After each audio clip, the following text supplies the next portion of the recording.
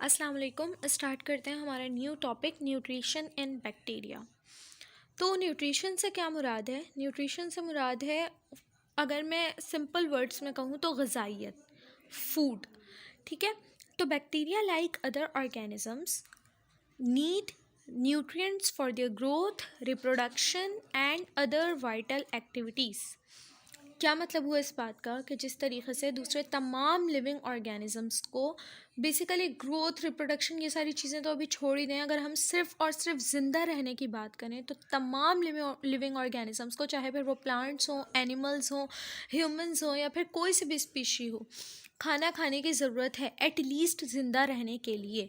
जिस तरीके से ज़िंदा रहने के लिए उन्हें खाना खाने की ज़रूरत है, बिल्कुल उसी तरीके से उन्हें अपने बाकी तमाम प्रोसेसेस के लिए, अपनी ग्रोथ के लिए, अपनी रिप्रोडक्शन के लिए, रेप्लिकेशन के लिए, न्यू जनरेशन्स के लिए, यहाँ तक कि अपनी बॉडी की बेसिक सी एक्टिविटीज़ के लिए भी उन्हें एनर्जी की ज़रूरत है। और एनर्जी ऑब्वियसली कैसे मिलती है? न्यूट्रिएंट से मिलती है।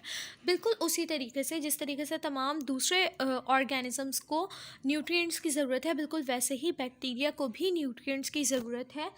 किस किस के लिए? उनकी ग्रोथ के लिए, उनकी रिप्रोडक्शन के लिए और उनकी बॉडी की दूसरी वाइटल मेन एक्टिविटीज़ के लिए। अब bacterias on the basis of their mode of nutrition. Mode of nutrition का मतलब कि किन किन ज़राए से अपनी ग़िज़ा हासिल कर रहे हैं, उस बेसिस पर बैक्टीरिया के दो ग्रुप्स हैं। अच्छा, हम लोगों ने बैक्टीरिया की इससे पहले भी इसी चैप्टर में टाइप्स पढ़ी हैं, उनकी क्लासेस पढ़ी हैं, बट वो किस बेसिस पर थी? वो उनकी शेप के बेसिस पर थी। कुछ जो थे वो स्फेरिकल शेप थे, कुछ जो थे वो रॉड शेप थे, कुछ कॉमा शेप थे, कुछ स्पाइरल शेप थे।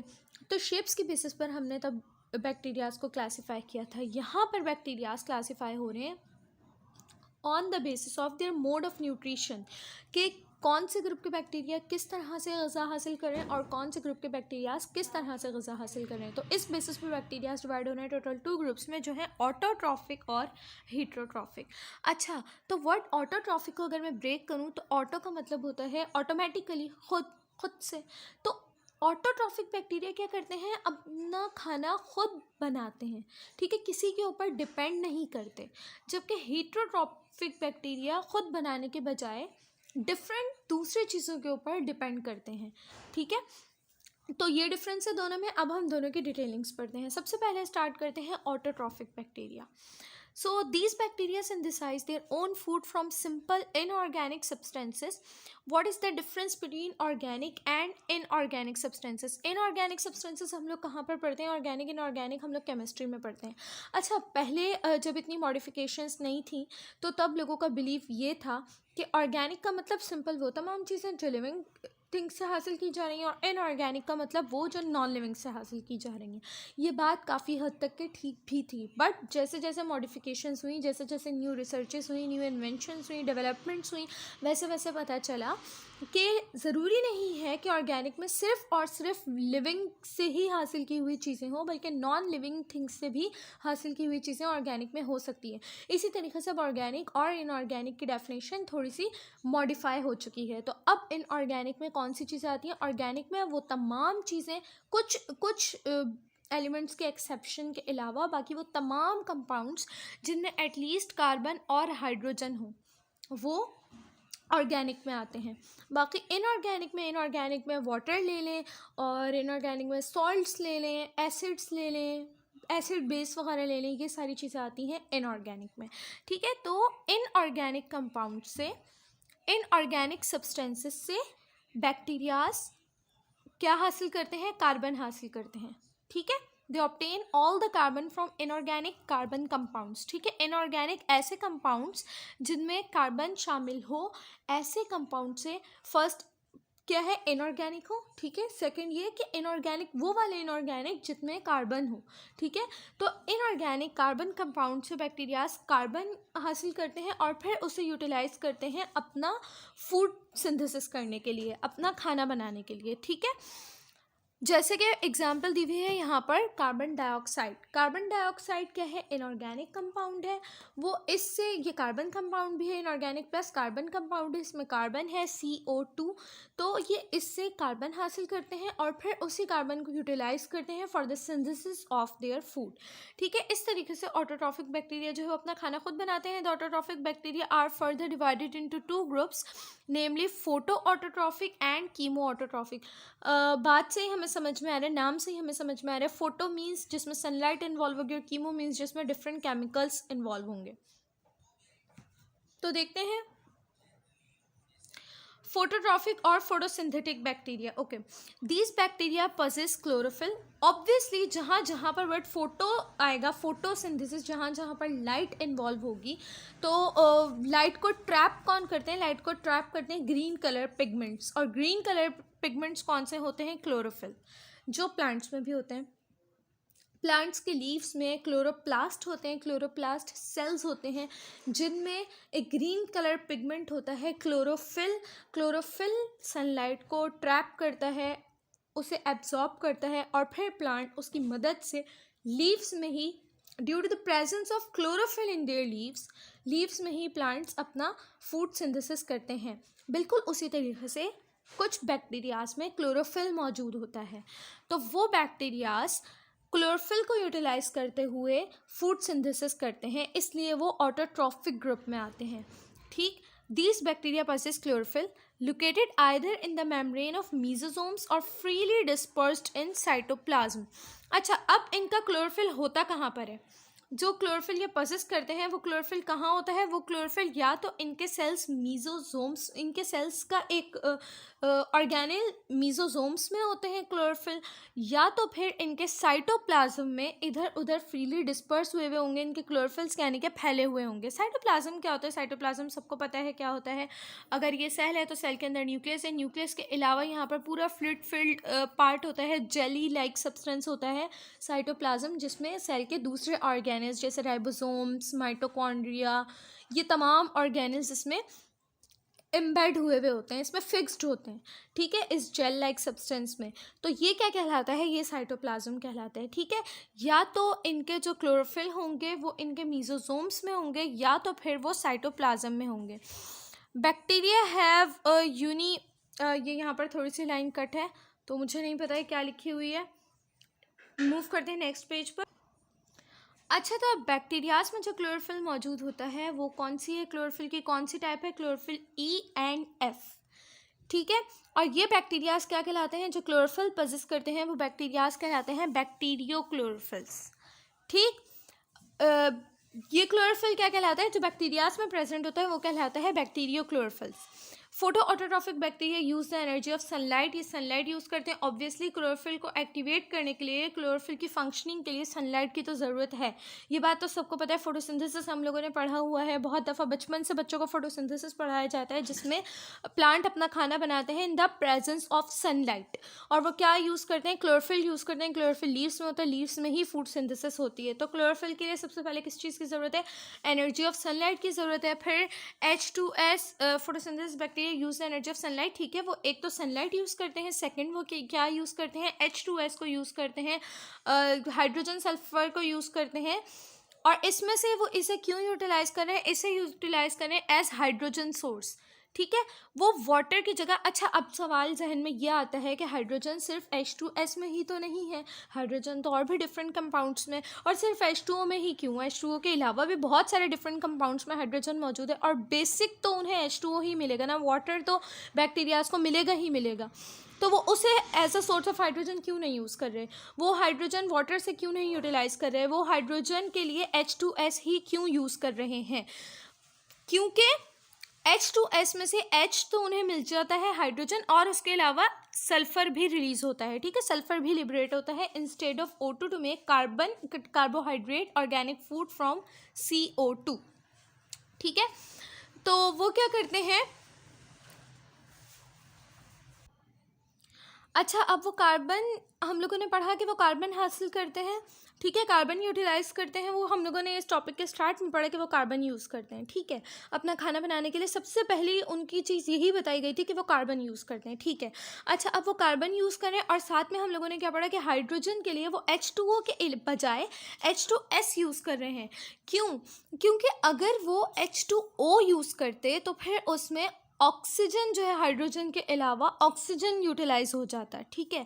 बट वो ऑक्सीजन नहीं यूटिलाइज कर सकते, वो ऑक्सीजन को लिबरेट नहीं कर सकते, वो ऑक्सीजन को यूज़ नहीं कर सकते, क्योंकि उन्हें ऑक्सीजन किस लिए चाहिए? उन्हें ऑक्सीजन चाहिए कार्बोहाइड्रेट बनाने के लिए, अपना ऑर्गेनिक फूड बनाने के लिए, ठीक है। कार्बन आ रहा है, ठीक है, और कार्बन डाइऑक्साइड से उनको कार्बन मिल रहा है और साथ में यहाँ से ऑक्सीजन मिल रही है, तो वो इन सब की मदद से क्या करेंगे? कार्बोहाइड्रेट बनाएंगे। कार्बोहाइड्रेट क्या है? कार्बोहाइड्रेट उनका ऑर्गेनिक फूड है, फाइनल फूड, फाइनल प्रोडक्ट जिसकी वो सिंथेसिस कर रहे हैं by the process of photosynthesis. तो वो फाइनल प्रोडक्ट क्या है? कार्बोहाइड्रेट है। प्लांट्स भी क्या फॉर्म करते हैं? कार्बोहाइड्रेट फॉर्म करते हैं, अपना ऑर्गेनिक फूड फॉर्म करते हैं। बिल्कुल उसी तरीके से ये लोग भी कार्बोहाइड्रेट फॉर्म करेंगे, जिसके लिए इन्हें ऑक्सीजन की ज़रूरत होगी। तो वो लोग वाटर को as a source of hydrogen use करने के बजाय वाटर अगर वो यूटिलाइज कर लेंगे तो उसमें से हाइड्रोजन और ऑक्सीजन जो है वहाँ पर यूटिलाइज हो जाएंगे और फिर वो कार्बोहाइड्रेट कंप्लीट नहीं हो पाएगा। इसलिए वो लोग for the source of hydrogen water को यूज़ करने के बजाय H2S को यूज़ करते हैं, ठीक है। इस तरीके से उन्हें एक जगह से कार्बन मिलता है, एक जगह से ऑक्सीजन मिलता है और एक जगह से उन्हें हाइड्रोजन मिलता है, ठीक है। तो जब 2HS यूज़ होता है, साथ में हम लोगों ने पढ़ा कि वो कार्बन डाइऑक्साइड को यूज़ करते हैं as a source of carbon, ठीक है। कार्बन यूज़ करने के लिए वो लोग क्या यूज़ करते हैं? कार्बन एक्सट्रैक्ट करने के लिए वो लोग कार्बन डाइऑक्साइड यूज़ करते हैं और हाइड्रोजन के लिए वो लोग क्या यूज़ कर रहे हैं? H2S यूज़ कर रहे हैं, ठीक है। तो इस तरीके से क्या बनेगा? सनलाइट की मौजूदगी में, क्लोरोफिल के प्रेजेंस में क्या बनेगा? कार्बोहाइड्रेट बनेगा। यहाँ पर ये रहा कार्बोहाइड्रेट, ठीक है। कार्बोहाइड्रेट क्या है? उनका ऑर्गेनिक फूड है, जो फाइनल प्रोडक्ट है उनकी, जिसके लिए सारी सिंथेसिस हो रही है, उन्हें वो मिलेगा। साथ में क्या बनेगा? वाटर बनेगा और साथ में एस लिबरेट होगा, जो हम लोगों ने यहाँ पर पढ़ा। Examples of photosynthetic bacteria: purple sulphur bacteria, green sulphur bacteria, purple non sulphur bacteria. इनके एग्जाम्पल्स दी हुई है। जिन जिन बैक्टीरियाज में फोटो सिंथेसिस पाई गई है उन बैक्टीरियाज के यहाँ पर नाम लिखे हुए हैं, ठीक है। सो बेसिक्स इसके एक्सप्लेनेशन क्या है कि photosynthetic bacteria are those bacteria जो क्लोरोफिल की मौजूदगी में, जिनमें क्लोरोफिल है। बेसिकली अगर मैं कहूँ तो जिनमें क्लोरोफिल है, क्लोरोफिल की वजह से इनमें फोटोसिंथेसिस का प्रोसेस हो रहा है। फोटोसिंथेसिस सिंपली क्या है कि सनलाइट की मौजूदगी में आप मिनरल्स को यूटिलाइज करते हुए अपना ऑर्गेनिक फूड प्रिपेयर कर रहे हो, ठीक है। तो ये लोग हाइड्रोजन सोर्स के लिए H2S को यूज़ कर रहे हैं, वाटर को यूज़ नहीं कर सकते, ठीक है। प्लस कार्बन की सोर्स के लिए ये कार्बन डाइऑक्साइड को यूज़ कर रहे हैं। इस तरीके से इन्हें क्या मिल रहा है? कार्बोहाइड्रेट मिल रहा है, वाटर मिल रहा है और साथ में सल्फर रिलीज हो रहा है, ठीक है। फिर उसके बाद कीमो ऑटोट्रॉफिक और कीमोसिंथेटिक बैक्टीरिया। अब these bacteria do not have chlorophyll. अब इन बैक्टीरियाज में देखिए, इनका नाम फोटो नहीं है, इनका नाम कीमो है। क्यों? क्योंकि फोटोसिंथेसिस वो होगी जिसमें सनलाइट की ज़रूरत होगी, ठीक है। फोटो मीन्स सनलाइट या सन एनर्जी, ठीक है, लाइट एनर्जी, अगर मैं सिंपल वर्डिंग्स में कहूँ। अब लाइट एनर्जी की ज़रूरत कब है? लाइट एनर्जी की ज़रूरत क्लोरोफिल्स को है। अब इन बैक्टीरियाज में क्लोरोफिल ही नहीं है, इसलिए इन्हें लाइट की ज़रूरत ही नहीं है, इसलिए इनका नाम अब फोटोसिंथेटिक नहीं है। अब ये है कीमोसिंथेटिक। कीमोसिंथेटिक है तो सबसे पहली बात तो ये कि इनमें क्लोरोफिल नहीं होगा। These do not use sunlight, ये सनलाइट भी यूज़ नहीं करेंगे as a source of energy. They drive energy by oxidation of inorganic substances. Inorganic substance की ऑक्सीडेशन होगी। ऑक्सीडेशन का मतलब उनमें ऑक्सीजन की एडिशन होगी, ठीक है। जैसे फॉर एग्जांपल इनऑर्गेनिक सब्सटेंसेस के एग्जांपल भी दी हुई है यहाँ पर, जो इस प्रोसेस में यूटिलाइज होते हैं। वो सब्सटेंसेस कौन कौन से हैं? अगेन H2S, फिर NH3, NH3 means ammonia, NO2 means nitrogen dioxide, nitrate and iron compounds, ठीक है। ये तमाम इनऑर्गेनिक सब्सटेंसेस के एग्जाम्पल हैं। वो इन्हें यूज़ करते हैं as a source of energy. इन सब्सटेंसेस की ऑक्सीडेशन से, इन सब्सटेंसेस में ऑक्सीजन की एडिशन से ये एनर्जी ड्राइव करते हैं, ठीक है। एनर्जी जनरेट करते हैं, एनर्जी प्रोड्यूस करते हैं इन सब्सटेंसेस के ऑक्सीडेशन करवा कर, ठीक है। और वही एनर्जी ये यूटिलाइज करते हैं। फिर the energy of above inorganic substances use to synthesise carbohydrates, फिर उसी एनर्जी को ये यूज़ करते हैं। सबसे पहले क्या करेंगे? इनऑर्गेनिक सब्सटेंसेस के ऑक्सीडेशन करवाएंगे, उनसे इन्हें मिलेगी एनर्जी। अब वो उसी एनर्जी को यूज़ करेंगे फोटोसिंथेसिस के लिए, जिससे ये बना लेंगे अपना ऑर्गेनिक फूड कंपाउंड। ठीक है, तो हम देखते हैं इसकी इक्वेशंस क्या हैं। सबसे पहले इन लोगों ने एक इनऑर्गेनिक सब्सटेंस यानी कि H2S को यूज़ किया। भाई अगर देखा जाए तो चाहे फोटो ऑटोट्रॉफिक हो या कीमो ऑटोट्रॉफिक हो, दोनों क्या यूज़ कर रहे हैं, H2S यूज़ कर रहे हैं। सिंपल याद रखने वाली बात ये है। ठीक है, अब ये यहाँ पर लेकिन वहाँ पर किसी और पर्पज़ के लिए यूज़ कर रहे थे। वहाँ पर वो H2S को as a source of hydrogen use कर रहे थे, वहाँ से उसमें से हाइड्रोजन एक्सट्रैक्ट करके यूटिलाइज़ कर रहे थे। यहाँ पर ये as a source of energy use कर रहे हैं। ठीक है, अब H2S क्या एक इनऑर्गेनिक मॉलिक्यूल है। इस इनऑर्गेनिक मॉलिक्यूल की क्या करेंगे, ऑक्सीडेशन करवाएंगे, मतलब ये उसके अंदर एडिशन करवाएंगे ऑक्सीजन की। ठीक है, ऑक्सीजन ऐड हुआ तो ये क्या हो गया, ऑक्सीडाइज हो गया। ऑक्सीडाइज हो गया तो ये सल्फर यहाँ से ब्रेक होकर अलग हो गया, और साथ में यहाँ पर क्या बचा, हाइड्रोजन। हाइड्रोजन ये रहा और ये रहा ऑक्सीजन, इसने मिलकर क्या बना लिया, वाटर। ठीक है, यहाँ से सल्फर जब अलग हुआ तो ये बचा हाइड्रोजन, ये आया ऑक्सीजन, यहाँ पर बन गया वाटर, ये सल्फर इधर अलग हो गया, और साथ में इसकी ऑक्सीडेशन से इस कंपाउंड में ऑक्सीजन की एडिशन से यहाँ पर क्या रिलीज़ हुई, एनर्जी रिलीज़ हुई। ठीक है, इस तरीके से इन लोगों ने एनर्जी को जनरेट करवाया, क्योंकि सनलाइट एनर्जी यूटिलाइज नहीं कर सकते, इनमें क्लोरोफिल नहीं है। ठीक है, एनर्जी अभी नहीं मिल गई। ठीक है, the energy release is utilise to make carbon dioxide. अब इसी एनर्जी को यूज़ करेंगे कार्बन डाइऑक्साइड बनाने के लिए। ये रहा H2S। अगेन इन लोगों ने दोबारा से H2S को यूज़ किया अगेन फॉर हाइड्रोजन। जैसे वहाँ पर ऊपर हाइड्रोजन के लिए इन लोगों ने H2S को यूज़ किया था, वहाँ पर एक दफ़ा यहाँ पर इसकी ऑक्सीडेशन के लिए यूज़ किया, जैसे एनर्जी रिलीज़ करवाया, और दूसरी दफ़ा अगेन हाइड्रोजन के लिए यूज़ किया। ठीक है, क्योंकि कार्बोहाइड्रेट में क्या होता है, हाइड्रोजन भी प्रेजेंट होता है। अब इन्हें हाइड्रोजन चाहिए तो इन लोगों ने अगेन H2S को यूज़ किया, प्लस बिल्कुल वही प्रोसेस है, H2S यूज़ किया, CO2 यूज़ किया, यहाँ पर भी H2S यूज़ किया, CO2 यूज़ किया। डिफरेंस ये है कि यहाँ पर सनलाइट चाहिए थी, यहाँ पर सनलाइट नहीं है। यहाँ पर वो एनर्जी है जो इन्हें यहाँ से मिली है, इसकी ऑक्सीडेशन से जो एनर्जी मिली है वो इस एनर्जी को यहाँ पर यूज़ करेंगे सनलाइट के बजाय। बाकी दोनों रिएक्टेंट्स वही हैं, H2S और CO2। ठीक है, और ये रही एनर्जी। फिर उसके बाद इन्हें वही मिलेगा यहाँ पर कार्बोहाइड्रेट यानी कि इनका फूड मॉलिक्यूल, और प्लस वाटर प्लस S, बाकी पूरा रिएक्शन वही है। डिफरेंस इज सिंपल दैट कि यहाँ पर सनलाइट है और यहाँ पर एनर्जी दूसरी है, जो एनर्जी इन लोगों ने ऑक्सीडेशन करवा कर हासिल की है। Simple. The examples of chemosynthetic bacteria, denitrifying bacteria, sulphur bacteria. अब इनके कॉन्सेप्ट क्लियर हो जाए तो इनके डिफरेंसेस अच्छे तरीके से आने चाहिए। इनको सिर्फ एज अ डेफिनेशन याद नहीं करना है, इनके डिफरेंसेस चीज़ों को हमेशा मैं कहती हूँ कि लिंक करके और डिफ्रेंशिएट करके याद करेंगे तो ही सारी चीज़ें क्लियर होंगी और पक्की भी होंगी, और इस तरीके से याद होंगी जो कभी नहीं भूली जा सकें। ठीक है, तो इंशाल्लाह आगे जो नेक्स्ट टाइप है, अभी हम लोगों ने कौन से किया, अभी हम लोगों ने ऑटोट्रॉफिक किया। ऑटोट्रॉफिक में 2 इसके ग्रुप्स थे, सब ग्रुप्स थे, हम लोगों ने वो कर लिया। अब हम लोग इंशाल्लाह नेक्स्ट टॉपिक में करेंगे, नेक्स्ट लेक्चर में इसकी दूसरी टाइप, दूसरा ग्रुप जो है हीट्रोट्रॉफिक। अल्लाह हाफ़िज़।